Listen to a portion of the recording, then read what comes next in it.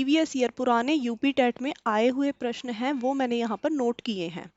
ठीक है, तो आप देखिए आप उनमें से कितना कर पा रहे हैं, या फिर आप खुद भी नोट्स बना सकते हैं। तो आइए स्टार्ट करते हैं वीडियो। ठीक है, देखिए ये आपका है वर्णों के उच्चारण स्थान संबंधित विभिन्न परीक्षाओं में पूछे गए प्रश्न। ठीक है, तो देखिए ये सबसे पहला जो क्वेश्चन है हमारा,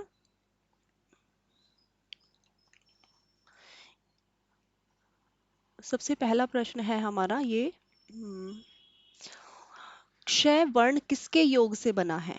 तो क्षय वर्ण आपको पता होगा, ये संयुक्त व्यंजन में आता है, मैंने बताया था आपको संयुक्त व्यंजन में आता है। तो ये किसके योग से बना है, ये बना है क और श, षटकोण वाला श होता है उसके योग से ये बना हुआ है। ठीक है, सेकंड नंबर का प्रश्न है आपका, दंत्य वर्ण है।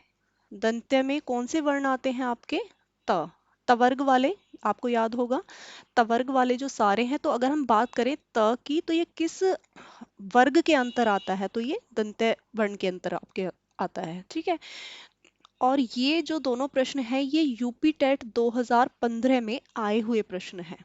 ठीक है, तो इसलिए इम्पोर्टेंट बन जाते हैं, और आप मतलब पुरानी वीडियो देख के आप मतलब इन दोनों क्वेश्चन को अटेम्प्ट भी कर पा रहे होंगे। ठीक है, अगला प्रश्न है आपका, अर्ध स्वर है। तो मैंने ये पिछले उसमें इंपॉर्टेंट क्वेश्चन में भी ये कराया था, और ये देखिए 2016 में ये क्वेश्चन आया भी हुआ है कि अर्ध स्वर कौन कौन से होते हैं। तो अर्ध स्वर होते हैं आपके य, र, ल, व। ठीक है, तो यहाँ से एक प्रश्न वैसे भी इंपॉर्टेंट बन जाता है क्योंकि प्रीवियस ईयर आया हुआ है पहले भी, और इम्पॉर्टेंट वैसे भी बन जाता है कि ये मैंने लास्ट वीडियो में आपको बताया भी था। ठीक है, अब बात आती है नेक्स्ट क्वेश्चन की, ट वर्ग किस प्रकार के व्यंजन है। ट वर्ग, तो आपको अगर आपने पिछली वीडियो देखी है तो आपको अच्छे से याद होगा कि ट वर्ग किस प्रकार के व्यंजन है। तो आपको शायद याद हो कि ट वर्ग मैंने बताया था, ट वर्ग ट से टमाटर, टमाटर मूली साथ में खाए जाते हैं, तो मूली यानी मूर्धन्य। तो जो हमारा ट वर्ग है वो किस प्रकार का व्यंजन है, मूर्धन्य। यानी टवर्ग में जितने भी व्यंजन आते हैं वो आपके मूर्धन्य से, उनका उच्चारण स्थान मूर्धन्य पे आप क्लिक करेंगे। ठीक है, देखिए 2016 में आया हुआ है। ठीक है, तो देखिए थोड़ा सा आप मेहनत, थोड़ा सा अपना टॉपिक अगर क्लियर कर लेते हैं तो आप कितनी आसानी से क्वेश्चन कर पा रहे हैं। अगर आप टॉपिक नहीं करेंगे तो आपको ये रटना पड़ेगा कि टवर्ग किस प्रकार का व्यंजन है, मूर्धन्य। लेकिन अगर आपने टॉपिक बेसिक अपना क्लियर किया हुआ है तो आपको आसानी से आप बता दोगे कि ट से टमाटर और म से मूली, मूर्धन्य मीन्स। ठीक है, अगला प्रश्न है आपका अयोगवाह। इसको आप यहाँ पर मतलब आप कह सकते हैं कि आप स्टार बना लीजिए इस पे। बहुत बार रिपीट हुआ है ये क्वेश्चन, अयोगवाह बहुत बार रिपीट हुआ है। अयोगवाह कहा जाता है विसर्ग एवं अनुस्वार को अयोगवाह कहा जाता है ना। ये सारे क्वेश्चन ज्यादा इंपॉर्टेंट इसलिए भी हैं क्योंकि प्रीवियस ईयर हैं, और आपने बहुत बार सुना होगा, बहुत बार देखा होगा कि कोई भी पेपर को क्रैक करने का तरीका है कि आप टॉपिक कवर कीजिए, और प्रीवियस ईयर क्वेश्चन अगर आप लगाते हैं तो आप अपना टॉपिक पूरी तरह से कंप्लीट कर लेते हैं। ठीक है, और ये तो मैं क्वेश्चन इस पे बिल्कुल आप आगे भी देखेंगे, देखिए यहाँ पर भी आया हुआ है, आपको आगे पता लगेगा वीडियो में। तो अयोगवाह कहा जाता है विसर्ग एवं अनुस्वार को। ठीक है,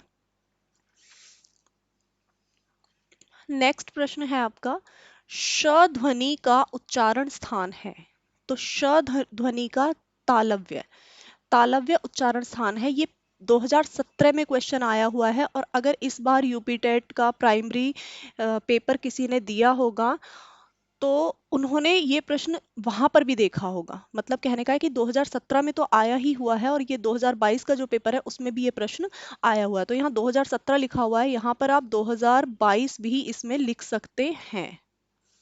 जिन्होंने प्राइमरी यूपी टेट दिया होगा उन्होंने ये प्रश्न अटेम्प्ट किया होगा कि श ध्वनि का उच्चारण स्थान है तालव्य।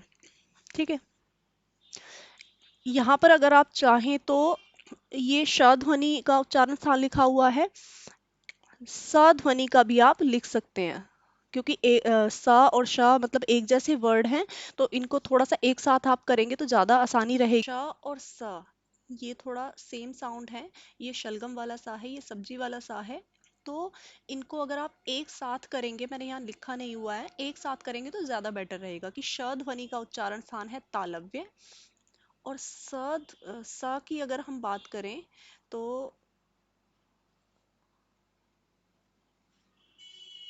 स ध्वनि का उच्चारण स्थान होता है आपका दंत्य। स ध्वनि का उच्चारण स्थान होता है दंत्य। एक सेकेंड।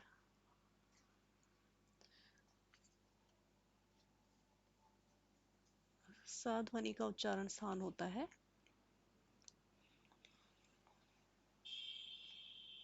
दंत्य। ठीक है, तो बात करते हैं हम आगे। ड ध्वनि का उच्चारण स्थान क्या है? तो अगर आपने लास्ट वीडियो में कवर्ग चवर्ग ये सारे वर्ग पढ़े होंगे तो आप आसानी से बता सकते हैं कि इसका नासिक्य। ठीक है, उच्चारण स्थान नासिक्य होगा। ठीक, अयोगवा कहा जाता है। देखिए अगला प्रश्न, ये 2016 में भी ये सेम प्रश्न आया हुआ है, मैंने स्टार बनाया था इस पर। और ये 2017 में भी ये प्रश्न आया हुआ है, तो इसलिए बहुत ज्यादा इंपॉर्टेंट बन जाता है। अयोगवा कहा जाता है अनुस्वार एवं विसर्ग को। ये आप चाहे अगर आपको समझ भी नहीं आ रहा तो आप रट लीजिए, क्योंकि प्रश्न बहुत ज्यादा इंपॉर्टेंट है। ठीक है, आगे बात करते हैं। ऊष्म व्यंजन, ऊष्म व्यंजन कौन से हैं? तो मैंने आपको बताया था लास्ट वीडियो में कि ऊष्म व्यंजन श स स ह, बोल के देखिए इन जिन वर्णों के उच्चारण में मुंह से ज्यादा ऊष्मा निकल रही है वो हमारे ऊष्म व्यंजन हो जाते हैं। ठीक है, तो ऊष्म व्यंजन है श स स ह।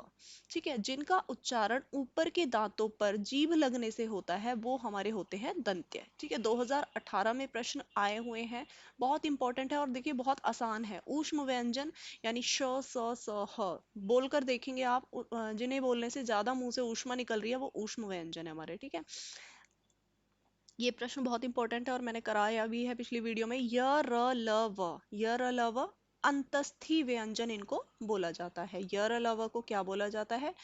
अंतस्थी व्यंजन बोला जाता है। ठीक है, ये थे हमारे लास्ट ईयर के प्रीवियस ईयर क्वेश्चन पेपर, और ये हैं हमारे कुछ इंपॉर्टेंट एक्स्ट्रा क्वेश्चन जो और अन्य मतलब टीचिंग एग्जाम्स में आए हुए हैं, जैसे टीजीटी लेवल या पीजीटी लेवल में आए हुए हैं। तो हमारा ये क्वेश्चन है, भाषा की सबसे छोटी इकाई, बचपन से पढ़ते आ रहे हैं भाषा की सबसे छोटी इकाई क्या होती है? वर्ण। वर्ण भाषा की सबसे छोटी इकाई है। ठीक है, ए वर्ण क्या कहलाते हैं? ए वर्ण क्या कहलाते हैं? कंठ तालव्य।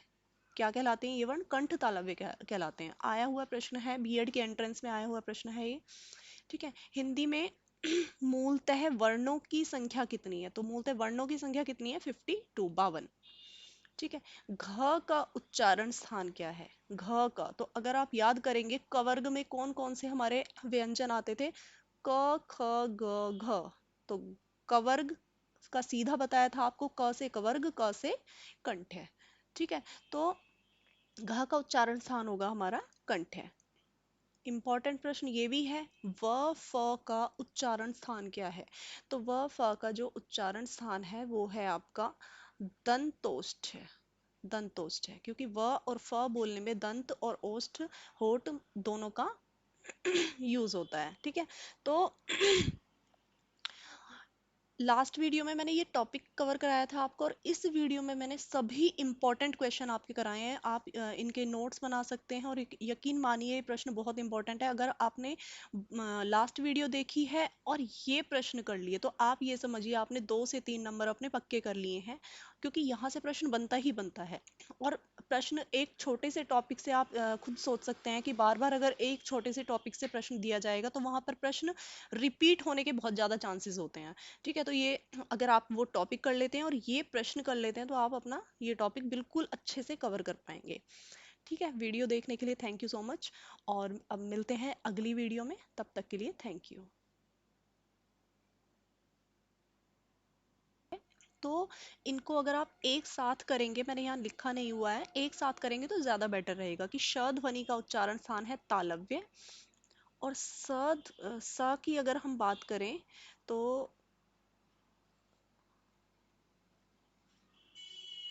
स ध्वनि का उच्चारण स्थान होता है आपका दंत्य। स ध्वनि का उच्चारण स्थान होता है दंत्य। एक सेकेंड।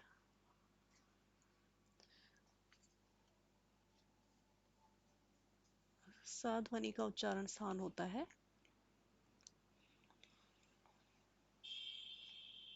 दंत्य।